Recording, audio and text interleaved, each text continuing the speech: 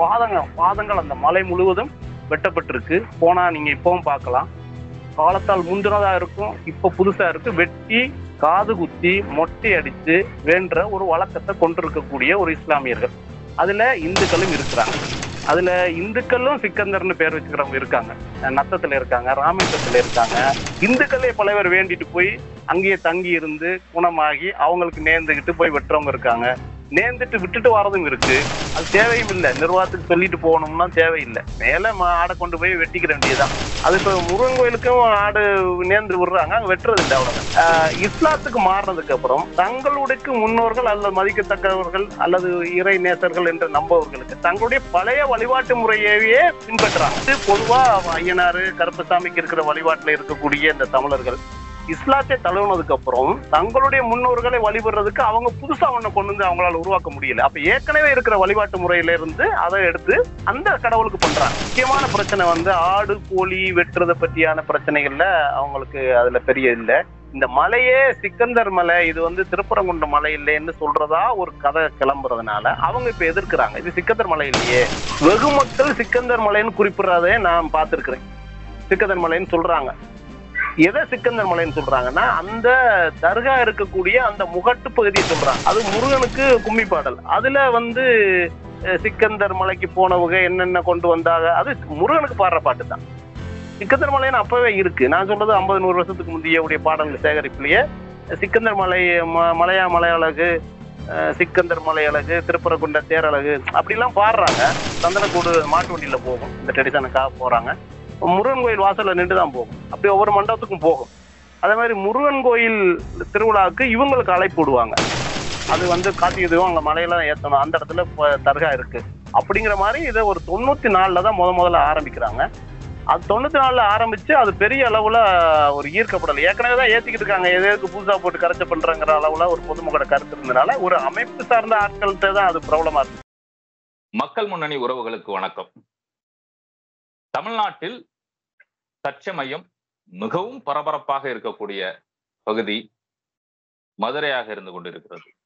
Tungsten போராட்டத்தின் வாயிலாக ஒட்டுமொத்த தமிழ்நாடும் மதுரையை திரும்பி பார்த்து கொண்டிருந்த நேரத்தில் அந்த போராட்டம் ஒரு வெற்றியை அடைந்த கையோடு வேறு ஒரு மிகப்பெரிய சர்ச்சை உருவாகி இருக்கிறது. ஒட்டுமொத்தமாக தமிழ்நாடு மட்டுமல்ல, இந்திய அளவிலான செய்தியாக மாறி இருக்கிறது மதுரை மாநகரம் என்பது.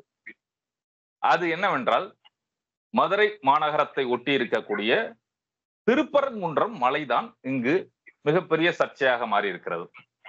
அந்த மலையில ஆடு வெட்டுறாங்க, கோழி வெட்டுறாங்க, முருகனோட தலைக்கு மேல ஆடு வெட்டுறாங்க, கோழி வெட்டுறாங்கன்னுட்டு ஒரு சர்ச்சையை உருவாக்கி முருகனை வந்து தீட்டுப்படுத்துறாங்க, முருகனை வந்து அவமதிக்கிறாங்க.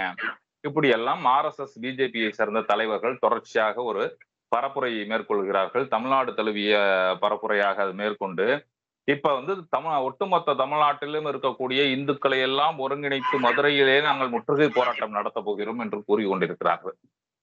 அப்படியான சூழலில் இந்த சர்ச்சைக்கு பின்னால் உள்ள வரலாறு என்ன, அங்க நடக்கக்கூடிய உண்மை என்ன, இது குறித்தெல்லாம் நாம் தெரிந்து கொள்ளும் நோக்கில் மதுரையை சார்ந்த பண்பாட்டு ஆய்வாளர், அரசியல் நோக்கோடு பண்பாட்டு ஆய்வை மேற்கொள்ளக்கூடியவர், வரலாற்று ஆய்வினை மேற்கொள்ளக்கூடியவர், அங்க இருக்கக்கூடிய தொல்லியல் எச்சங்களை தொடர்ச்சியாக ஆய்வு செய்து கொண்டிருக்கக்கூடிய மானுடம் காலாண்டிதழின் ஆசிரியர் தோழர் காளிங்கன் அவர்களை இன்று சந்திக்கிறோம். வணக்கம் தோழர். வணக்கம். இப்ப இந்த திருப்பரங்குன்றத்துல வந்து ஒரு மலைக்கு மேல ஒரு பள்ளிவாசலும் இருக்கு, அதே மாதிரி ஒரு தர்காவும் இருக்கதா கேள்விப்படுறோம். அந்த அடிப்படையில வந்து அங்க ஆடு வெட்டுறாங்க, கோழி வெட்டுறாங்கிற மாதிரியான ஒரு சர்ச்சை உருவாயிருக்கு. உண்மையிலே வரலாற்று ரீதியா அங்க ஒரு தொடர்ச்சியான ஒரு பண்பாடாக அங்க என்ன நடந்துகிட்டு இருக்கு? தொடர்ச்சியா அங்க ஒரு ஆடு வெட்டக்கூடிய பழக்கம் இருக்கா, இல்ல இப்ப புதுசா இந்துக்களை கொச்சைப்படுத்தும் விதமாக இஸ்லாமியர்கள் திட்டமிட்டு இந்த வேலைகளை செய்யறாங்களா? அதாவது கடந்த டிசம்பர் 2024 26 அரிட்டாபட்டி ஊர்ல இருந்து ஒரு 20-25 பேர் வேன்ல ஆடுகளோட மலைக்கு ஏறுறாங்க, கிடா வெட்டோம்னு சொல்லி. அந்த காவலர்கள் தடுத்து அவங்கள அப்படியே போலீஸ் ஸ்டேஷன் கூட்டிட்டு போயிடுறாங்க. கூட்டிட்டு போய் எழுதி வாங்கிட்டு அனுப்பிட்டாங்க. அவர்கள் இந்துக்கள், அதனால அவங்க தர்காவோட தொடர்பு கொள்ளல. ஜனவரி போன மாசம் முதல் வாரத்துல மதுரை முனிச்சாலை சேர்ந்தவங்க இப்ப ராஜபாளையத்துல இருக்காங்க. அவங்க ஒரு 10 பேரோட ஆடு வெட்ட போறாங்க. ஆடை கொண்டு போறாங்க. அதுல இந்துக்களும் இருக்காங்க. அவங்கள கைது செய்து போலீஸ் ஸ்டேஷன் கொண்டு போறாங்க. அவங்கள சில பேர் அந்த தர்கா நிர்வாகத்துக்கு தெரிவிக்கிறாங்க. தர்கா நிர்வாகம் ஏன் தடுக்கிறீங்க? என்ன பிரச்சனை அப்படின்னு. இல்ல எங்களுக்கு மேலிடத்துல இருந்து உத்தரவு வந்திருக்கு. அதனாலங்க தடுக்கிறோம் அப்படின்னு. அதுக்கு பிறகு இஸ்லாமிய அந்த ஜமாத்து, அப்புறம் இஸ்லாமிய அமைப்புகள் அவங்க எல்லாம் சேர்ந்து ஒரு கிடாயை வெட்டுவோம்னு சொல்லிட்டு ஒரு அதுக்கு அடுத்த வாரம் போறாங்க. அது பெரிய அளவுல ஊடகங்கள்ல பேசப்பட்டு அது தடுத்து நிறுத்தப்பட்டிருக்கு. அது வழக்கும் பதிவு செய்யப்பட்டிருக்கு. இதுதான் இப்ப இந்த 2 மாசத்துக்குள்ள தான் நடந்திருக்கு. வரலாற்றுல முதல் தடவையா இந்த ஜனவரி டிசம்பர்ல தான் தடுக்கப்பட்டிருக்கு. அப்ப அதுக்கு முந்தி இங்க நடந்துகிட்டு இருக்கா அப்படிங்கிறத பற்றி தெரிஞ்சு கொள்றதுக்காகவும், ஒரு முருகனுடைய முதல் படை வீட்டினுடைய உச்சியில போய் ஆடு கோழிகளை வெட்டி ரத்த பலி எடுக்கிறது முருகனுக்கு ஆகாது. இது இஸ்லாமியர்கள் இந்த புதுசா இந்த வேலையை தொடங்கியிருக்காங்க அப்படிங்கிற சர்ச்சை எழுந்ததுனால நான் சில நண்பர்களோட போய் அந்த பகுதியில் உள்ள அந்த இஸ்லாமிய அமைப்புகள், தர்கா நிர்வாகம், அப்புறம் இந்து அமைப்புகள், பக்தர்கள், அந்த மலைக்கு மேல மலையில ஏறக்கூடியவங்க, அப்புறம் அந்த சுற்றுப்புறத்துல அந்த மலை அடிவாரத்துல இருக்கிறவங்க, தர்கா இவங்க எல்லாத்துலயும் போய் ஒரு 5-6 நாட்கள் நாங்க தகவல் சேகரிச்சோம். எனக்கு ஏற்கனவே அந்த மலையில ஆடு வெட்டுறாங்கிறது தெரிஞ்சிருந்தாலும் இன்றைக்கு எதுவும் சூழல் மாறி இருக்கா, என்ன பிரச்சனை அப்படிங்கிறதுக்காக கண்டறிந்தோம். நம்ம கண்டறிந்ததுல என்னன்னா, நீண்ட காலமா அங்க கிடா வெட்டுறாங்க, கோழி வெட்டுறாங்க, நேர்ந்து விடுறாங்க. அது எப்படி நடக்குது அப்படின்னா, நம்ம மதுரை பாண்டி கோயில் மாதிரி தொடர்ச்சியாக கிடா வெட்டுறது இல்லை.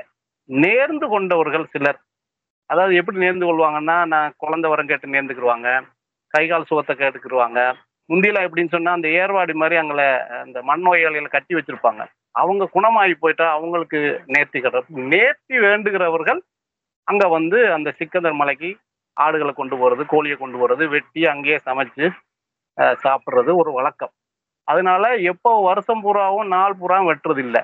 ஆண்டுக்கு ஒரு 10 தடவை 5 தடவை நடக்கும், மாசத்துக்கு ஒரு தடவை நடக்கும், 2 தடவை நடக்கும். சிலர் ஒருத்தர் சிக்கந்தர்னு ஒருத்தர் சென்னையில கடை வச்சிருக்காரு. அவர் அன்னதானங்கிற பேர்ல ஒரு 5 கிடா 6 கிடா வெட்டுவார். அவர் 100-200 பேரை கூட்டிட்டு வெட்டுவார். பெரும்பாலும் வெட்டுறவர்கள் யாருன்னா நேர்த்தி செய்து அது நிறைவேறினதுக்காக சிக்கந்தருக்கு நன்றி தெரிவிக்கிற விதமா செய்வாங்க. அந்த வழிபாட்டு முறை எப்படி இருக்கும் அப்படின்னா, அந்த மலை அந்த அடிவாரத்துல அந்த பாதை அதுல பழனி ஆண்டவர் கோயில் ஒன்று இருக்கு. அதுல இருந்து ஆரம்பிச்சு கொஞ்சம் தூரம் போனோம்னா ஒரு நெல்லித்தோப்புன்னு ஒரு இடம் இருக்கு. அது கொஞ்சம் சமவெளி பிரதேசமா இருக்கும். அதுல சில சமாதிகள் இருக்கு. வலது பக்கமா திரும்பி கொஞ்சம் மேலே ஏறி போனோம்னா தர்கா இருக்கு. அந்த பாதை தர்கானுடைய மேற்பகுதி அது வரைக்கும் பாதங்கள் வெட்டப்பட்டிருக்கு. அந்த கால் அதை கொத்தி இருப்பாங்க. அதுல இனிஷியல் எழுதியிருப்பாங்க. இஸ்லாமிய பேரும் இருக்கு, தமிழ் பேருக்கு. பல்லாயிரம் பாதங்கள் அந்த மலை முழுவதும் வெட்டப்பட்டிருக்கு. போனா நீங்க இப்பவும் பார்க்கலாம். காலத்தால் முந்தினதா இருக்கும், இப்ப புதுசா இருக்கு. வெட்டி காது குத்தி மொட்டை அடிச்சு வேண்ட ஒரு வழக்கத்தை கொண்டிருக்கக்கூடிய ஒரு இஸ்லாமியர்கள், அதுல இந்துக்களும் இருக்கிறாங்க. அங்க போய் மொட்டை அடிச்சு காது குத்துறவங்க பெரும்பாலும் யாரா இருக்கும் அப்படின்னா, மதுரையை சுத்தி இருக்கிறவங்கள குறைவாகவும் வெளியூர்காரங்கள் அதிகமா இருக்காங்க. தலப்புல பிறந்துட்டா சிக்கந்தர்னு பேர் வச்சுக்கிறாங்க. அதுல இந்துக்களும் சிக்கந்தர்னு பேர் வச்சுக்கிறவங்க இருக்காங்க. நத்தத்துல இருக்காங்க, ராமேஸ்வரத்துல இருக்காங்க. சிக்கந்தர் என்ற மாரிமுத்து, சிக்கந்தர் என்ற முத்துப்பாண்டி அப்படின்னு வச்சுக்கிடுவாங்க இந்துக்களா இருந்தா. உங்களுக்கு தெரியும், காதர் பாட்சா என்ற முத்துராலிங்கன்னு நம்ம இவர் ஒருத்தர் இருக்காரு, வெள்ளைச்சாமி எம்எல்ஏ இருந்தார், இப்ப இருக்காரு அவருடைய பையன். அந்த மாதிரி ஒரு இஸ்லாமிய தலங்கள்ல போய் பிள்ளை வரம் கேட்டு அப்படி கிடைச்சிட்டா அந்த கடவுளுடைய பேரை வைக்கிறதா வழக்கம் இருக்கு. அப்படி சிக்கந்தருக்கு அப்படி வெட்டுறாங்க, வழக்கத்துல இருக்கக்கூடிய ஒன்று. அது இன்னொரு விஷயத்த சொல்லணும். ஏதோ இங்கதான் இந்த மலையில தான் முதல் படை வீடு அசிங்கப்படுத்துற நோக்கத்தோடு இந்த இஸ்லாமியர்களுக்கு இல்லாத வழக்கம், இஸ்லாத்துல இது தடை செய்யப்பட்ட ஒன்று, இது இணை வைத்தல், இது ஹராம் என்ற இது இருக்கிற சூழல்ல ஏன் போய் இப்படி செய்யறாங்க? அப்போ ஒரு முதல் படை வீடை ஆக்கிரமிச்சு அங்க அதோட புனிதத்தை கெடுக்கிற நோக்கம் இருக்குன்னு சொல்றவங்க நிறைய தகவல்கள் பிழைகளா சொல்றாங்க. இப்ப நான் உதாரணமா ஒரு 4-5 உதாரணம் சொல்றேன். நாங்கள் கள ஆய்வுல கண்டது. மாங்குளம் மீனாட்சிபுரம் கல்வெட்டு தெரியும், தமிழ் எழுத்தியல் வரலாற்றுல ரொம்ப முக்கியமானது. தொன்மையான கல்வெட்டு, சமண கற்பனை நினைவு கற்பனைக்காக பொறிக்கப்பட்டது. அங்க இரட்டைக்கல்லு அவலியான்னு ஒருத்தரை நினைவு கூறுவாங்க ஆண்டுக்கு ஒரு தடவை. அங்க அங்க என்ன செய்வாங்கன்னா, ஒரு 5 கிராமத்தை சேர்ந்தவங்க, அந்த கல்லம்பட்டி இந்த அரட்டாப்பட்டியை சேர்ந்த ஒரு 5 கிராமத்துக்காரங்களை கூட்டி ஒரு விருந்து வைப்பாங்க.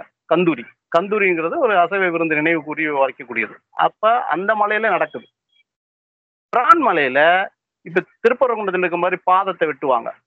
வெட்டி அங்க காது குத்தி மொட்டை அடிச்சு அங்க மலைக்கு கொண்டு போக முடியாத, ரொம்ப உயரமான மலை, பாதைகள் செதுக்கப்படாத ஒரு மலை, ஏறவும் முடியாது. அதனால அடிவாரத்துல அந்த இப்ப போய் தர்கால செய்யக்கூடிய அங்கேயும் தர்கா இருக்கு, ஒரு முருகன் கோயில் இருக்கு.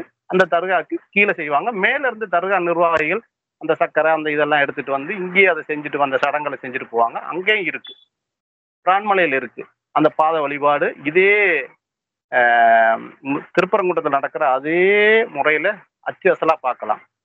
இதை பாத்தீங்கன்னா பழனிமலை முருகன் கோயில் பின்பக்கம் அந்த விஞ்சி போற பாதையில முதலில் வணங்க வேண்டிய முருகன் பாதம்னு இருக்கு, அங்க வந்து வழிபடுறாங்க. இப்படி இந்த மலைகளோட கனெக்ட் ஆகி அந்த பாத வழிபாடு, மொட்டை அடிக்கிறது, காது குத்துறது, இந்த வழிபாட்டு முறைகளை கொண்ட தமிழ் இஸ்லாமியர்கள் இதுகளை செய்யறாங்க. அந்த அடிப்படையில வளமையா அவுளியாக்கள், அதாவது மதத்துக்காக அத பிரச்சாரத்துக்காக செய்யக்கூடிய இறைநேசர்களே வழிபடக்கூடிய அந்த அவுளியா தர்காக்கள்ல இத மாதிரியான வழிபாடு நடக்கிறது போலவே திருப்பரங்குன்றத்திலே நடக்கிறதே தவிர, திருப்பரங்குன்ற மலையை அசிங்கப்படுத்துறங்கிறது இஸ்லாமியர் புதிதாக கிளம்பி போகல.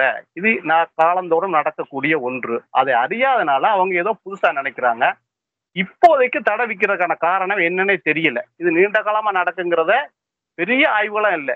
திருப்பரங்குன்றத்துல சாதாரண யாரை கேட்டாலும் ஆம் வெட்டுவாங்க, நாங்களே போயிருக்கிறோம். நாங்கள் கலா ஆய்வுல அங்க மலைக்கு அந்த ஆடை தூக்கிட்டு போறதுக்கு கூலி வாங்குறவங்க இந்துக்களா இருக்காங்க. அந்த சமையல் பாத்திரங்கள் அவங்க தூக்கிட்டு போறவங்க இருக்காங்க, கொட்டுறவங்க இருக்காங்க, எல்லா வகையிலையும் அந்த இணைஞ்சு செய்யற எல்லாரும் இருக்காங்க. இந்துக்களே பல பேர் வேண்டிட்டு போய் அங்கேயே தங்கி இருந்து குணமாகி அவங்களுக்கு நேர்ந்துக்கிட்டு போய் வெட்டுறவங்க இருக்காங்க. நேர்ந்துட்டு விட்டுட்டு வர்றதும் இருக்கு, ஆடை நேர்ந்துட்டு கொண்டே வெட்டிட்டு வர்றது இருக்கு. இது பொதுவாக நடைமுறையில இருக்கக்கூடிய ஒரு செயல் தான். அது ரொம்ப இலகுவா பார்க்கலாம். இது மாதிரியான ஒரு உணர்வுபூர்வமான முதல் படை வீடை அசிங்கப்படுத்துன்னு சொல்லும்போது அந்த திருப்பரங்குன்றத்துக்கு வெளியில இருக்கக்கூடிய வெகு மக்களுக்கு ஒரு அதிர்ச்சி அளிக்கக்கூடிய ஒரு செய்தியா இந்த இந்து சார்ந்த அமைப்புகள் செய்யறாங்க அப்படிங்கிறதா நான் உங்களுக்கு முதல் கட்ட தகவல். இதுல நீங்க சொன்னதுல நிறைய தகவல்கள் கிடைச்சிருக்கு. இதுல வந்து முதல்ல வந்து டிசம்பர் மாசம் அரிட்டாப்பட்டியை சார்ந்த மக்கள், அதாவது அரிட்டாப்பட்டிங்கிறது வந்து இப்ப ரொம்ப தமிழ்நாடு அளவுல பிரபலமாயிருக்கு டங்ஸ்டன் போராட்டத்தின் வாயிலாக. அந்த அரிட்டாப்பட்டியை சார்ந்த இந்துக்கள் தான் முதல்ல கிடா வெட்ட போயிருக்காங்க. அப்ப வந்து காவல்துறை தடுத்திருக்காங்க. அப்ப வந்து இதுல 2 விஷயம் பார்க்க போனோம். அரிட்டாப்பட்டி மக்கள் வந்து தொன்று இது மாதிரியான வேண்டுதல்களை வந்து அங்க வைக்கக்கூடிய நபர்களா இருக்காங்களா, இல்ல இந்த டங்ஸ்டன் போராட்டம் வெற்றி அடையணுங்கிறதுக்காக அங்க வேண்டுதல் வச்சாங்களா? அது மட்டும் இருக்கா? அது அவங்கள வந்து நான் இன்னும் அவங்கள சந்திக்கல. அந்த பேர்களை நான் வாங்கி இருக்கிறேன். ரெண்டு தரப்புலையும் நான் வாங்கி இருக்கிறேன். அவங்க வந்து பொதுவா இந்த மதுரைக்கு வெளியில இருக்கிறவங்க நேர்த்தி செய்யறாங்க. நேர்த்தி செய்து அது நிறைவேறிட்டா அதை எடுக்க வராங்க. அதை வந்து ஒரு குடும்பம் செய்தாலும் உங்களுக்கு கிடா வெட்டுறோம் வாங்கன்னு சொல்லிட்டு கூட்டிட்டு போற பழக்கம் இருக்குல்ல, அந்த அடிப்படையில நிறைய கூட்டத்தை கூட்டிட்டு வராங்க. அது பொதுவா வாங்க கிடா வெட்டுறோம் அப்படின்னு கூட்டிட்டு போவாங்க. இந்துக்கள் கூப்பிடுறது இவங்களும் போவாங்க. ஒரு ஹராம்ங்கிற அடிப்படையில் போகலைன்னா கூட கூப்பிடுறது வழக்கம் இருக்கு. அந்த அடிப்படையில இந்துக்களா இருக்கிறவங்களுக்கு கிடா வெட்டுறனா போவாங்க, அவங்களுக்கு இதை பத்தி ஒண்ணும் இல்லை. அதனால அந்த மாதிரி கூட்டமா போறாங்க. இது வேண்டுதல் நிமித்தம் போனது மாதிரியான தகவல் தான் இருக்கு. அந்த இவங்கள்ட்ட நம்ம தகவல் இருக்கேன். அவங்க இஸ்லாமியர்கள் கூட்டிட்டு வந்தது யாருன்னா அந்த ராஜபாளையத்துக்காரங்க தடுக்கப்பட்டவங்க, அவங்களை பற்றி இருக்கு. இவங்க இந்துக்கள்னால இந்த தர்கா நிர்வாகத்தோட தொடர்பு இல்லை அவங்களுக்கு. இவங்களுக்கே தெரியாது யாருன்னே. அது தேவையும் இல்லை, நிர்வாகத்துக்கு சொல்லிட்டு போகணும்னா தேவையில்லை. மேல ஆடை கொண்டு போய் வெட்டிக்கிற வேண்டியதுதான். அதுக்கான இப்ப இது வெட்டுறாங்களா அப்படிங்கிறதுக்கு நிறைய ஆதாரங்கள் அங்க கேட்டு தெரியணும்ல. மேல போனீங்கன்னா ஒரு 5-6 அடுப்புகளுக்கான இருக்கு, இப்பவும் எரிக்கப்பட்டிருக்கு. ஒரு 5-6 அடுப்புகள் ஒரே நேரத்துல சமையல் செய்யலாம். பத்தலைன்னா ஒரு பழைய கூட இருக்கு, உணவு இருந்துறக்கு ஒரு கூட இருக்கு. அங்கே இடம் இல்லை, 500 பேர் கூட வந்துட்டாங்க, வெயிலா இருக்கு, வயசானவங்க ஏற முடியல. அந்த நெல்லித்தோப்புங்கின்ற ஒரு பொது, அதாவது திருப்பரங்குன்ற நிர்வாகத்துக்கும் கோயில் நிர்வாகத்துக்கும் தர்காக்கும் பொது பாதையா இருக்கக்கூடிய ஒரு இடம். அது நெல்லித்தோப்பு தீர்ப்புகள்ல இஸ்லாத்துக்கு இவங்க இஸ்லாமியர் தான் சொந்தம்னு வந்திருந்திருக்கு. அதை ஒரு பொதுவா பயன்படுத்துறாங்க. அதுக்கு ஒரு கிரவுண்ட் மாதிரி இருக்கும் மலையிலேயே. அங்க உட்காந்து சாப்பிடுறாங்க. அங்க சமைக்கிறது இல்லைன்றாங்க. ஆனா நாங்க ஆதாரமா சமைச்சதுக்கான ஆதாரங்கள் சில பேர் சொல்லியிருக்காங்க. அங்க அந்த அடுப்புகள் அதெல்லாம் இருக்கு. ஒரு பழைய கட்டடம் இருக்கு. அங்கேயும் இந்த சிக்கந்தரோட கொல்லப்பட்டவர்களுக்கான ஒரு அடக்கத்தலம் இருக்கு. அது வேண்டுதல் நிமித்தம் செய்யறதுனால ஒரு பெரிய பரபரப்பா இருக்காது. அதாவது அங்க போயிட்டு வருவாங்க தர்காக்கு. ஆனா அந்த கிடா வெட்டுங்கிறது அரிதா நடக்கிறது தான். ஆனா நீண்ட காலமா நடக்கும். அது ஒரு பெரிய யாரும் சர்ச்சைக்குரியதாவோ இது ஒரு பெரிய விஷயமா பாக்குறது இல்லை. ரொம்ப இயல்புல ஆடு கொண்டு போவாங்க, வெட்டுவாங்க, நேர்ந்துட்டு வருவாங்க, விட்டுட்டு வருவாங்க. அந்த வழக்கம் இருக்கு. அது இப்ப முருகன் கோயிலுக்கும் ஆடு நேர்ந்து விடுறாங்க. அங்க வெட்டுறது இல்லை, அவ்வளவுதான். கோழி நேர்ந்து விடுறாங்க, எல்லாம் விடுறாங்க. அங்கேயும் நேர்ந்து விடுறாங்க, கொள்றாங்க. இங்க வெட்டுறாங்க. அங்க அசைவம் வெட்டுறது இல்லை, அவ்வளவுதான் வித்தியாசம். ரெண்டும் வழிபாடை பொறுத்தவரையில ஒன்னா தான் இருக்கு. இப்ப நீங்க சொன்ன விஷயங்கள்ல பரவலா அறியப்படுறது வந்து இந்த பிஜேபி ஆர்எஸ்எஸ் காரர்கள் தான் முதல்ல தடுத்ததாகவும் பிரச்சனையை கிளப்பினதாங்கிற மாதிரி தான் வெளியில அறியப்படுது. ஆனா நீங்க சொல்ற தகவல் அடிப்படையில பார்த்தா காவல்துறை தான் முதல்ல தடுத்திருக்குன்னு சொல்றீங்க. அந்த காவல்துறை தடுத்திருக்குன்னா அந்த ஆண்டாண்டு காலமா பல ஆண்டு காலமாக நேர்த்தி கடனா அங்க நடைபெறக்கூடிய இப்போ ஒரு பண்பாடு பாரம்பரியம் அதை வந்து காவல்துறை தடுக்க வேண்டிய காரணம் என்ன? இது வந்து அரசு இது மாதிரியான ஒரு முடிவு எடுத்திருக்கா, இல்ல காவல்துறையில இருக்கக்கூடிய சில உயர் அதிகாரிகள் இது மாதிரியான முடிவு எடுத்திருக்காங்களா? அதை பத்தின எதுவும் தகவல்கள் இருக்கா உங்கள்ட்ட? இல்ல, இப்ப காவல்துறை அவங்கள்ட்ட அணி கேட்கும் போது எங்களை கேட்காதீங்க, மேலிடத்துல இருந்து சொல்லிக்கிறாங்க, நாங்க தடுக்கிறோம், எங்களுக்கு அதுக்கு என்ன இருக்கு அப்படின்னு சொல்லிக்கிறாங்க. நவாஸ்கனி போன்றவர்களே வந்து அன்னைக்கு நாங்க கள ஆய்வுல இருக்கும்போது நவாஸ்கனியே வந்தார். போகும்போது மேல அதிகாரிகள் சொல்றாங்க, நான் எஸ்பிட்ட பேசிக்கிறேன் அப்படி இப்படின்னு சொல்றாரு. அப்ப இது ஒரு ஏதோ இவங்க அதிக கீழ்மட்டத்துல இருக்கக்கூடியவங்க மட்டும் கிடையாது. அரசு தரப்புக்கு இந்த தகவல் தெரிஞ்சிருக்கு. இப்ப போறவங்க எல்லாருமே ரொம்ப செக் பண்றாங்க. அது காரணம் மேல போய் சமூக விரோத செயலில் ஈடுபடுறாங்கறக்கா யார் என்னன்னு செக் பண்றாங்க. இந்த கொரோனா இதுலயே வந்து கொஞ்சம் கெடுபிடிகள் தொடங்குச்சு. இப்ப வந்து முதல் தடவையா இந்த தகவல் நமக்கு தெரிஞ்ச இதுக்கு முந்தி யாராவது ஒருத்தவங்க 2 பேர் ஆடு வெட்ட வந்துட்டு அவங்கள என்ன 2-3 பேர் வெளியூர்காரங்க வந்து தடுத்துட்டு அவங்க பாட்டுக்கு போயிடுவாங்க. நம்ம வெளியில செய்தி வராது. இது கொஞ்சம் பெருசா வந்திருக்கு. இதுதான் முதல் தடவை தெரியும். இதுக்கு முந்தி தடுக்கப்பட்டதா இருந்ததுன்னா காவல்துறைக்கு தான் தெரிஞ்சிருங்க. அதான் சொல்ல ஒரு 5 பேர் வர்றாங்க வச்சுங்களேன். அவங்க வருவாங்க, வெளியூர்காரங்க வருவாங்க, வெட்டக்கூடாது இப்பெல்லாம் இல்லை அப்படின்னு சொல்லும்போது அவங்க ஆட்டை பிடிச்சிட்டு பேசாம போயிடுவாங்க. அதனால அந்த செய்தி வெளியே வர்றது இல்லை. ஆனா வெளியே தெரிஞ்சது இந்த அரட்டா மக்கள் டிசம்பர் அந்த 25-26 தேதியில வந்த ஓட்டு தான் நமக்கு கிடைக்கப்பட்ட தகவல். அதுதான் முதல்ல வெளியில தெரியுது. அதுக்கப்புறம் தடுக்கப்படுறாங்க. அப்போ மூணா இப்படி என்ன தொடர்ந்து இப்ப தடுக்கிறாங்களே அப்படின்னு தான் இந்த இஸ்லாமிய அமைப்புகளும் அந்த நிர்வாகம் போய் இப்ப அதை எதிர் நடவடிக்கை செய்ய போகும்போது அது பெரிய இஷ்யூ ஆயிருது. ஏதோ இஸ்லாமியர் கொண்டு வெட்ட போறாங்க, அங்க மலையை புனித கெடுக்க பாக்குறாங்கன்னா அது இயல்பு போக்குல எல்லாருக்கும் தெரியும், இந்துக்களுக்கும் தெரியும், எல்லாருக்கும் தெரியும். அங்க வெட்டுற மலை வந்து உண்டு. அது வந்து எங்க வெட்டுறாங்கன்னா திருப்பரங்குன்ற மலையிலேயே சிக்கந்தர் தர்காவுக்கு தான் வெட்டுறாங்கிறது அங்க உள்ள மக்களுக்கு தெரியும். நிச்சயமா முருகனுக்கு வெட்டுறங்கிறத நினைக்க. ஏன்னா அது 3 பிரிவா இருக்கும் ஒரே மலையில. மக்கள் எல்லாருக்குமே வந்து முருகன் கோயில்ல வெட்டல அப்படிங்கிறது அவங்களுக்கு எல்லாருக்குமே தெரியும். நாங்க வெட்டுறது சிக்கந்தருக்கு அப்படிங்கிறது இன்னொரு முகடு. அந்த உயரமான ஒரு பகுதிக்கு வெட்டுறாங்கனால இந்த மலையை புனிதப்படுத்துறோம், இந்த மலையை இழிவுபடுத்துறோம்னா அப்படிங்கிற மாதிரி அவங்க நினைக்க தோணாது. ஏன்னா அது தனித்தனியா இருக்கு. ஒரே மலையிலேயே அது ஒரு பகுதி. இந்த பக்கம் முருகன் அங்கிட்டுலாம் போக மாட்டோம், நாங்க இந்த பக்கம் தானே வெட்டுறோம் அப்படின்னு நினைக்கிறாங்க. இந்த கிடா வெட்டுறது கோழி வெட்டுறதுங்கிற நடைமுறை வந்து தமிழ்நாட்டுல பல ஆண்டு காலமாக தமிழ்நாடு முழுக்கவே ஒரு பண்பாடா இருக்கு. அது வந்து முனியாண்டிக்கு வெட்டுறது, வீரனாருக்கு வெட்டுறது, ஐயனாருக்கு வெட்டுறது, இது மாதிரியான தமிழர்களோட ஒரு பாரம்பரியமான நடுகள் வழிபாட்டு முறையோட தொடர்ச்சியாக, அதாவது முன்னோர் வழிபாட்டு முறையோட தொடர்ச்சியாக இங்க வந்து தமிழ்நாடு முழுக்க ஒரு பாரம்பரியம் இருக்கு. இப்ப ஜெயலலிதா ஆட்சி காலத்துல வந்து ஆடு கோழி வெட்ட தடை கோயில்கள்ன்ட்டு ஒரு சட்டம் கொண்டு வந்த போது அது மிகப்பெரிய எதிர்வினை தமிழ்நாட்டுல இருந்து வந்துச்சு. ஏன்னா இது வந்து தமிழ்நாட்டோட ஒரு பாரம்பரியம்னுட்டு. அந்த அடிப்படையில பார்த்தா அந்த சிக்கந்தருக்கு மொட்டை அடிக்கிறது, காது குத்துறது, கிடா வெட்டுறது, கோழி வெட்டுறது, இந்த பாத கல்வெட்டு பண்றது எல்லாமே வந்து இந்த தமிழ்நாட்டோட வழிபாட்டு வரலாற்றோட ரொம்ப ஒற்றி இருக்கு. இது வந்து ஒரு தமிழர்களோட பாரம்பரியமாவே ஒட்டி இருக்கு. இதுக்கான ஒரு வரலாற்று தொடர்ச்சி, இதுக்கான ஆய்வுகள் எதுவும் இருக்கா? அதாவது நாங்கள் கண்டறிந்த வகையில இது பெரும்பாலும் ஒரு சமண இதனுடைய தொடர்ச்சியா இருக்கு. ஏன்னா இந்த பாத வழிபாடுங்கிறது ஒரு சமணத்துல இருக்கக்கூடிய அடி தொழுதல். உங்களுக்கு எல்லாரும் தெரியும். பாதங்களை இந்த சிலை வழிபாட்டுக்கு முந்தி வெறும் பாதங்களை வழிபடுறது. பாதம்ங்கிறது அவருடைய வழியை பின்பற்றுறது. அதை நம்ம அடி தொழுதல்வோம். தொட்டு காலை வணங்குறதே உங்களுடைய பாதையை நான் பின்பற்றுறேன் அப்படின்னு. அது பெரும்பாலும் பௌத்த சமணத்துக்கு உரிய ஒரு வழிபாட்டு முறை. இப்ப நீங்க பாத்தீங்கன்னா பாதமுத்து ஐயனார், தாளமுத்து தாளம்னா தாள்னா கால் தானே, அந்த பாதமுத்து ஐயனார், அது மாதிரி அந்த கால்களை வழிபடுகிற ஒரு வழக்கம் இருக்கு. இது வந்து ஒரு சமண இத வழிபாடு. சமணத்திலிருந்து பௌத்தத்திலிருந்து இஸ்லாத்தை தழுவுனதுக்கு பிறகும் அவங்க அந்த வழிபாட்டு மரபுடைய எச்சமா அதை பின்பற்றதா தான் நாங்க இதுல முருகன் பழனிமலை முருகன்லயும் அதை பார்க்கிறோம். இதுல நம்ம சமண இங்க மாங்குளத்துல பாக்குறோம், பிரான்மலையில பாக்குறோம், திருப்பரங்குன்றத்துல பாக்குறோம். ஆனா இந்த மலைகள் நான் சொன்ன எல்லா மலைகளுமே ஏறக்குறைய சமணத்தோட ரிலேட் ஆனது. எல்லாமே சமண தொடர்புடையவே தான். உங்களுக்கு இதுக்கும் ஒரு சமண தொடர்பு இருக்கு, மாங்குளத்துக்கு தொடர்பு இருக்கு, பிரான்மலையில இருக்கு, பழனிக்கு தொடர்பு இருக்கு. எல்லாமே இந்த பௌத்தம் சமண தொடர்புடைய மலைகள்ல கும்பிட்டு கொண்டிருந்த தமிழர்கள் இஸ்லாத்துக்கு மாறினதுக்கு அப்புறம் தங்களுடைய முன்னோர்கள் அல்லது மதிக்கத்தக்கவர்கள் அல்லது இறை நேசர்கள் என்று நம்பவர்களுக்கு தங்களுடைய பழைய வழிபாட்டு முறையவே பின்பற்றாங்க. அப்படித்தான் நம்ம பாக்குறது. இப்ப ஆடு எப்படி வெட்டுறாங்க? சமண ஆடு வெட்டாத என்ன? இப்ப பாத்தீங்கன்னா அதுக்குதான் ஒரு காம்ப்ரமைஸ். இப்ப பாருங்க, பாண்டி கோயிலுக்கு கிடா வெட்டுறன்னு சொல்லுவாங்க. ஆனா பாண்டிக்கு கிடா வெட்டுறது இல்ல. பக்கத்துல உள்ள கருப்புக்கு தான் வெட்டுவாங்க. பாண்டிக்கு பொங்கல் மட்டும்தான். ஆனா பாண்டி கோயிலுக்கு வெட்டுறன்னு சொல்லுவாங்க. அப்போ ஒரு பக்கம் ஒரு கொல்லாமே இருக்கு, இன்னொரு பக்கம் ஒரு காம்ப்ரமைஸா ஒரு கொல்றதும் இருக்கு.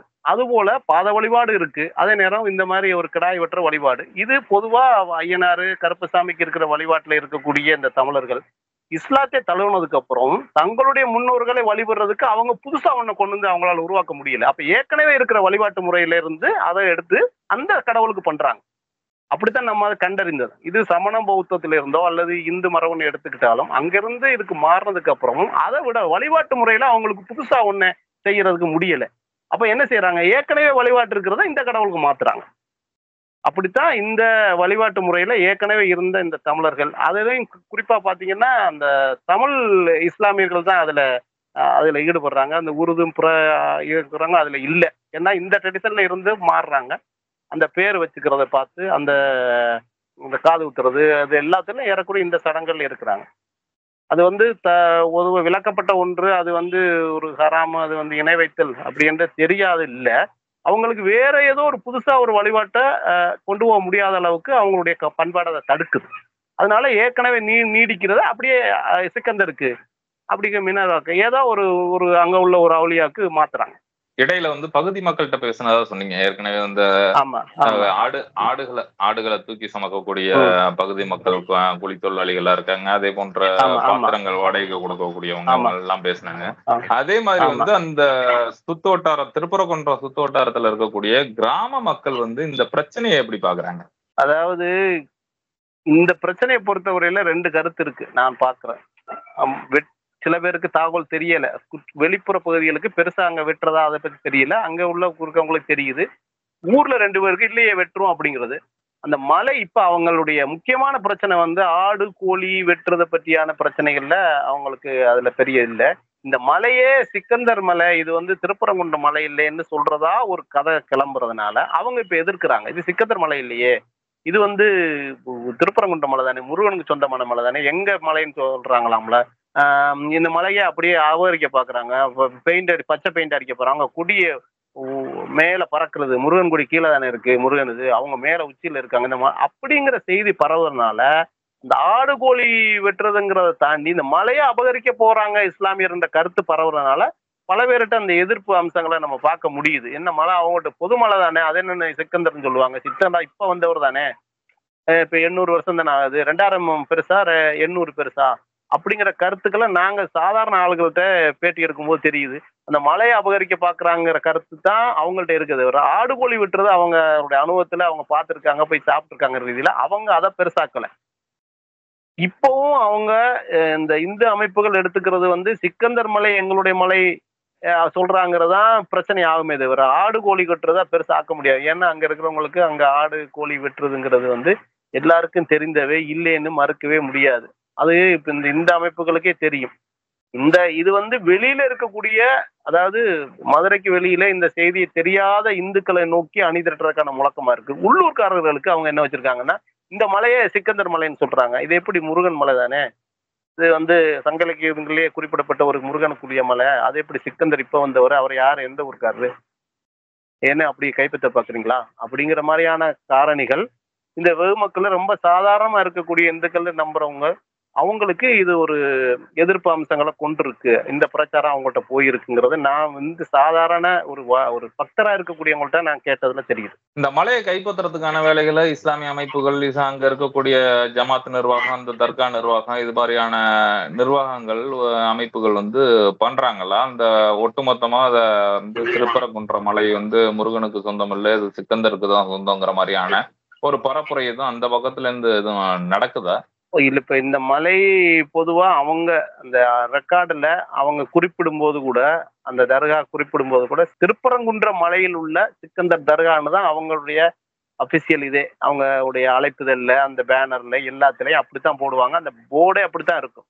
திருப்பரங்குன்ற மலையில் உள்ள சிக்கந்தர் தர்கா பாதுஷா அவுலியா அப்படின்னு போட்டு அந்த போர்டு வச்சிருப்பாங்களே தவிர ஒருபோதும் சிக்கந்தர் மலை என்று அவங்க குறிப்பிடுறது இல்லை. வெகு மக்கள் சிக்கந்தர் மலைன்னு குறிப்பிடுறதே நான் பார்த்திருக்கிறேன். சிக்கந்தர் மலைன்னு சொல்றாங்க. எதை சிக்கந்தர் மலைன்னு சொல்றாங்கன்னா அந்த தர்கா இருக்கக்கூடிய அந்த முகட்டு பகுதியை சொல்றாங்க. மொத்த மலையுமே திருப்பரங்குன்ற மலை. திருப்பரங்குன்ற மலையில அது சிக்கந்தர் மலைன்னு அந்த ஒரு பர்டிகுலரா இருக்கக்கூடிய அந்த கூம்பு பகுதி, அந்த முகட்டு பகுதியை சொல்றாங்க. மக்கள் அதுல தெளிவா இருக்கிறாங்க. ஆனா இப்ப நாங்க சேகரிச்சதுல ஒரு நாட்டுப்புற பாடல்கள் சிலது இருக்கு. அது முருகனுக்கு கும்மி பாடல். அதுல சிக்கந்தர் மலைக்கு போனவங்க என்னென்ன கொண்டு வந்தாங்க, அது முருகனுக்கு பாடுற பாட்டு தான். சிக்கந்தர் மலைன்னு அப்பவே இருக்கு. நான் சொல்றது 50-100 வருஷத்துக்கு முந்தைய பாடல்கள் சேகரிப்பிலேயே சிக்கந்தர் மலை, மலையா மலையழகு, சிக்கந்தர் மலை அழகு, திருப்பரங்குன்ற தேரழகு அப்படிலாம் பாடுறாங்க. அப்ப அவங்களுக்கு சிக்கந்தர் மலைங்கிறதும் திருப்பரங்குன்ற மலைங்கிறதும் ஒரு முரண்பாடா கருதல. வெகு மக்கள்கிட்ட சிக்கந்தர் மலைன்னு இருக்கு. அது எதை சொல்றாங்கன்னா அந்த முகட்டு பகுதியை சொல்றாங்க. மொத்த திருப்பரங்குன்ற மலை தான். ஆனா சட்ட ரீதியா அது இந்த பகுதி இந்த பகுதின்னு விளக்கப்பட்டிருக்கு. அது எல்லா சட்ட ரீதியா எல்லா தீர்ப்புகள்லையும் இந்த பொதுப்பாதை எது, இந்த பகுதி திருப்பரங்குன்ற மலை இருக்கு, இந்த பகுதிக்கு முருகனுக்கு எவ்வளவு மலை சேர்ந்தது அப்படின்னு எல்லைகள் இருக்கு. அதனால சட்ட ரீதியா எந்த பிரச்சனையும் இல்லை. ஆனா அந்த மலையை கைப்பற்ற போறாங்கிற அந்த செய்தி வெகு மக்களை பாதிக்கும். அந்த பிரச்சாரம் வெற்றி பெறுமானால் அது இஸ்லாமியர்களுக்கு ஒரு பின்னடைவா தான் இருக்கும். அவங்களுக்கு சேதத்தை உருவாக்கும். அதனால அவங்க வாய் வழியோ மற்றதுலயோ அவங்க சொல்லலை. அப்படி இருக்கிற ஏன்னா அவங்க சொல்றாங்க அப்படின்னு எங்கிட்டயே பேசியிருக்காங்க. என்னுடைய அந்த ரெக்கார்டு இருக்கு. ஏன்னா அவங்க பேசும்போது ஏன் மலைன்னு சொல்றாங்க. இப்பதானே வந்தாங்க 800 வருஷம். நாங்க 2000 வருஷம் 3000 வருஷமா இருக்கோம்ல. பொதுமலைன்னு சொல்லுங்க, அதுக்காக இதை சேர்க்க முடியாது அப்படின்னு சொல்றாங்க. இப்ப அங்க இருக்கக்கூடிய அந்த சுத்துவட்டார மக்கள் அந்த மலை முகிட்ட சிக்கந்தர் மலைன்னு நடைமுறையில அப்படியே புழக்கத்துல சொல்லக்கூடிய இதுதான் அது. மொத்த மலையுமே அவங்க சிக்கந்தர் மலைன்னு சொல்றது இல்ல. வழக்குல கிளியரா அந்த பகுதியை தான் சொல்றாங்க. அப்ப ஏதோ ஒண்ணு சொல்லணும் இல்ல. திருப்பரங்குன்ற மலைன்னு சொன்னா முருகனை செய்யறது. அப்ப அந்த மலையை சுட்டி காட்டணும் இல்ல. சிக்கந்தர் தர்கா சுட்டி காட்டுங்கிறதுக்காக அதுவும் மலையில இருக்கிறதுனால சிக்கந்தர் மலைன்னு அந்த பகுதியை சொல்றாங்க. மொத்த மலைய சொல்லல. நாங்க கேள்விப்பட்ட வகையில் அது அவங்க கிளியரா இருக்காங்க. நான் சொல்றது உள்ளூர் பொதுமக்கள் அதுல முரண்பாட கொள்ளல. இவங்களும் தர்கா நிர்வாகமும் அந்த கீழே இருக்க அந்த தர்கா, அந்த மேல உள்ள தர்காவுக்கு கீழே இருக்க நிர்வாகம் அவங்களும் அப்படி இல்லை. அதுக்கு இந்த இது நடத்துறாங்க. உருஸ்ங்கிற அந்த சந்தனக்கூடு நடத்துறாங்கல்ல. அதுக்கு மாடு கொண்டு வர்றது இன்னும் ஒருத்தர் சொல்லுவாங்க, சக்தி மாமான்னு சொல்லுவாங்க. அவர்கிட்ட நாங்க போய் பேட்டி எடுத்தோம். அவங்களோட மகன் இருக்காரு. அந்த குத்து விளக்கு கொண்டு வரவங்க, அந்த இது பெட்ஷீட்டு, கோழி, ஆடு நேர்ந்து வர இந்த திருவிழாக்கு பண்ணுவாங்க. இது இந்த சந்தனக்கூடு மாட்டு வண்டியில போகும். அந்த ட்ரெடிஷனுக்காக போறாங்க. முருகன் கோயில் வாசல்ல நின்று தான் போகும். அப்படி ஒவ்வொரு மண்டபத்துக்கும் போகும். அதே மாதிரி முருகன் கோயில் திருவிழாவுக்கு இவங்களுக்கு அழைப்பு விடுவாங்க. அது ஒரு நல்லிணக்கமா தான் இருக்கு. இப்போ நீங்க கோரிப்பாளையம் பள்ளிவாசல்ல எப்படி நடக்குதோ, எப்படி பிற சமூகத்தினருடைய பங்களிப்போட தான் அது நடக்கும். அவங்க கம்பு உலை கொண்டு வரணும், இந்த தேரவங்க கட்டணும், இந்த மாடு உழைக்கணும், உண்டியலும் கொண்டு வரணும். அப்படி இந்த மாதிரி தண்டல்காரர்கள் தனியே ஒரு சமூகம் ஒருத்தங்க இருக்காங்க. அவங்க தான் அதுக்கெல்லாம் வசூல் பண்ணி கொடுப்பாங்க. கொடியேற்றுறது ஒருத்தர். இப்படி பல்வேறு சாதிகள் எல்லாம் சேர்ந்து நடத்துற ஒரு விழா போலத்தான் திருப்பரங்குன்றத்துல உள்ள அந்த சிக்கந்தருக்கான அந்த உருசு, அந்த சந்தனக்கூடு விழாவும் அதே மாதிரி தான் நடக்கும். முரண்பாடுகள் என்பது இல்ல, இதுவரையில ஒரு நல்லிணக்க விழாவா தான் நடக்குது. அப்ப முருகனை கும்பிடுறவனுக்கும் பிரச்சனை இல்ல, சிக்கந்தரை கும்பிடுறவங்களுக்கும் பிரச்சனை இல்ல. இறை நம்பிக்கையாளர்களுக்கு பொறுத்தவரையில அவங்களுக்குள்ள அந்த முரண்பாடு இல்லை. அவங்க இங்கேயும் போய் வேண்டுறாங்க, அங்கேயும் போய் வேண்டுறாங்க. இப்ப வெளியில இருந்து திட்டமிட்டு இந்த பிரச்சாரம் கலப்பப்படுது. அதாவது ஒரு அரசியல் நோக்கத்தோட இந்த மலைய வந்து இஸ்லாமியர்கள் புடுங்கிட்டு போறாங்க, சிக்கந்தர் மலைன்னு சொல்றாங்க. இப்படி ஆமா, வந்து ஆமா, வெளியில வந்து தமிழ்நாடு முழுக்க ஒரு பிரச்சாரத்த உருவாக்கி, இங்க ஒரு வந்து பதட்டத்த, இந்த மத நல்லிணக்கத்த உடைக்கிறதுக்கான வேலைகள பாக்குறாங்க.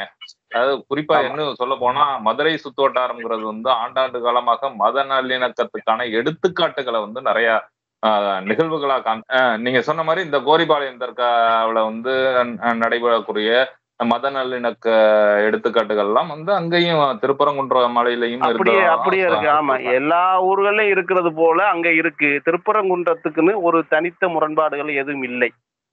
நாங்கள் கண்டறிந்த வகையில. நாங்கள் எல்லா தரப்பினரோடையும் நாங்க கலந்துரையாடி இருக்கோம்.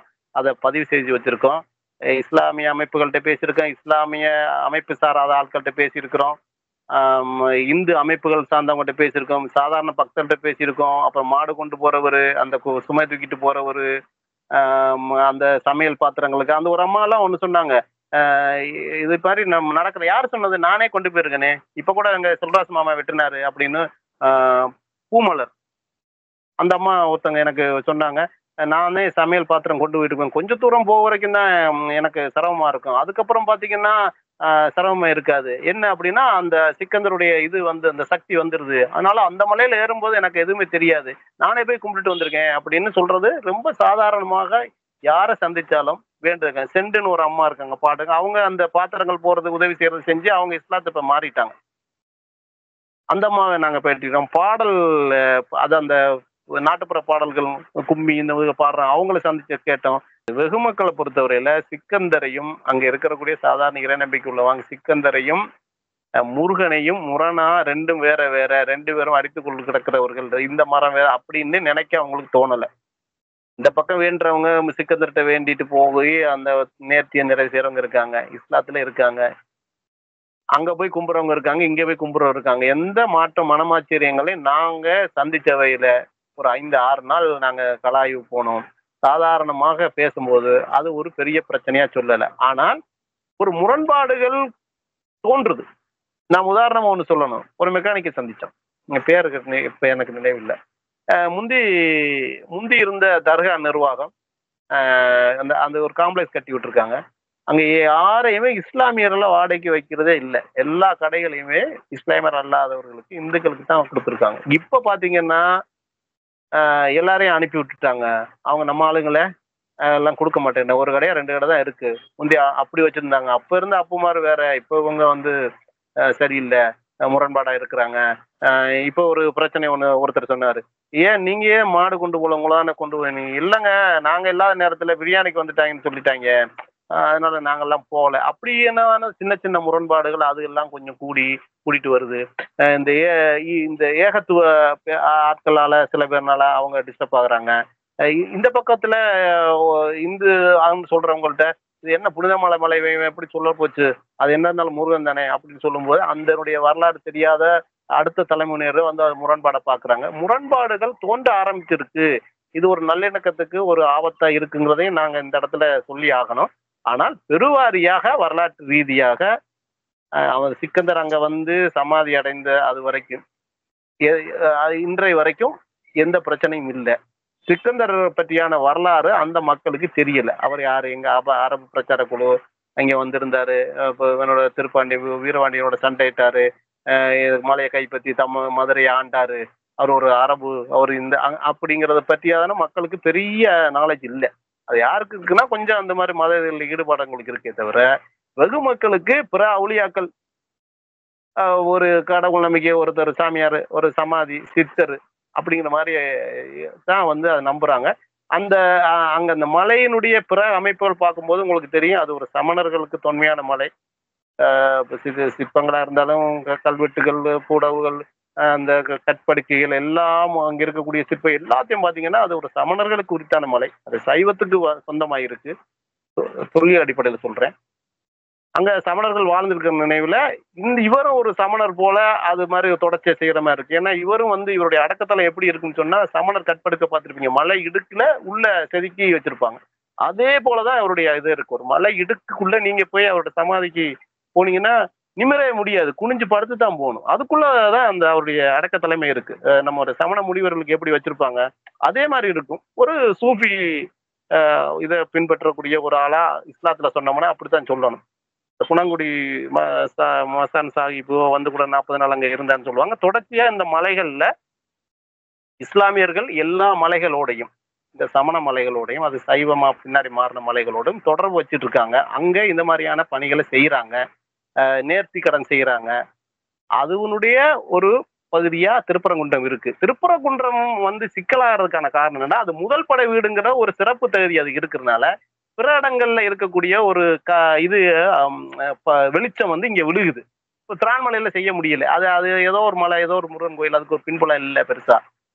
வேற சின்ன சின்ன மலைகள்லாம் அவங்களுக்கு சம்மந்தம் இல்லை. இது வந்து முதல் படை வீடுன்னு சொல்லும்போது கொஞ்சம் அவங்கள 2 சென்டிமெண்டா அந்த இந்துக்களை ஈர்க்க முடியுங்கிறதுனால இந்த பிரச்சனை எடுக்கிறாங்க. அவங்க எல்லாருக்குமே தெரியும் இது மாதிரி அவுலியாக்களுக்கு இது மாதிரி நேர்த்தி செய்யறது இஸ்லாமியர்களிடையே உள்ள ஒரு வழக்கம் என்பது எல்லாருக்குமே தெரியும். ஆனால் இவங்க இப்படி சொல்றாங்க, கிடா வெட்டுறாங்கன்னு சொல்லும்போது வெளியூர் மக்களுக்கும் மலையை கைப்பற்ற போறாங்கன்னு உள்ளூர் மக்களுக்குமான 2 ரியல் இதை எடுத்து ஒரு பிரச்சனையை எடுத்திருக்காங்க. இது வெற்றி பெறுமானால் ஆபத்து. உள்ளூர் மக்களை பொறுத்தவரையில அது முரண்பாடா இல்லை. உள்ளூர் மக்களுக்கு மலையை கைப்பற்ற போறாங்க, வெளியூர் மக்களுக்கு புனிதமான மலையில கிடா விட்டுறாங்க. 2 செய்தியை சொல்றாங்க இந்த இந்து அமைப்புகள். இப்ப வந்து தமிழ்நாடு முழுக்க இதை வந்து பிரச்சாரமா கொண்டு போயிட்டு இருக்காங்க. இந்த RSS, பிஜேபி, இந்து மக்கள் கட்சி, அர்ஜுன் சம்பத் போன்ற நபர்கள் வந்து பிரச்சாரமா கொண்டு போயிட்டு இருக்காங்க. இப்ப சமீப காலமா வந்து எல்லா மாவட்டங்கள்லயும் இதுக்கான சுவரொட்டிகள் ஓட்டுறாங்க, அங்கங்க கூட்டங்கள் போட்டு பேசுறாங்க, தொடர்ச்சியான விவாதங்கள் மேற்கொள்றாங்க. அப்படி இருக்க பட்சத்துல வந்து இதை யாரு செய்யறான்னு பார்த்தா குறிப்பா வந்து இந்து மக்கள் கட்சி, RSS அமைப்பு, பாரதிய ஜனதா கட்சியோட தலைமைகள் அண்ணாமலை போன்றவர்கள் தொடர்ச்சியா இந்த வேலையை செஞ்சுக்கிட்டு இருக்காங்க.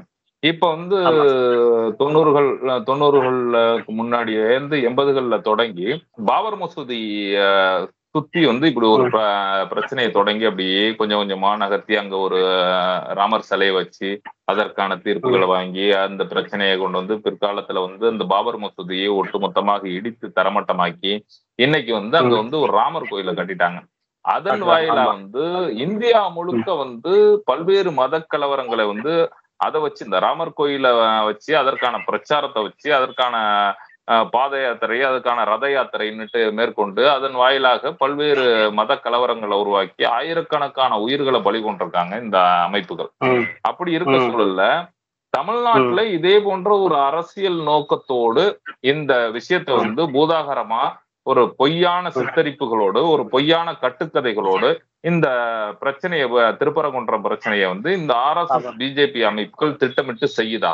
அதாவது திருப்பரங்குன்றத்துல ரொம்ப நாளா அவங்க ஒரு இஷ்யூ ஒன்று எடுத்துக்கிட்டு இருக்காங்க, ஒரு பிரச்சனையை. அது பெரிய அளவுல வெற்றி பெறல. இது வெற்றி பெறக்கூடிய ஒரு பிரச்சனை. 94ல இப்ப திருப்பரங்குன்ற மலையில வந்து கார்த்திகை தீபம் ஏற்றுவோம் அப்படின்னும் போவாங்க, அது கைதாவாங்க, அது நடந்துகிட்டே இருக்கு. அதாவது திருப்பரங்குன்ற மலையில ஏற்கனவே தீபம் ஏத்திக்கிட்டு இருக்காங்க. இப்ப தீவனம் ஒன்று இருக்கு, அங்கதான் காலகாலமா ஏத்துறாங்க.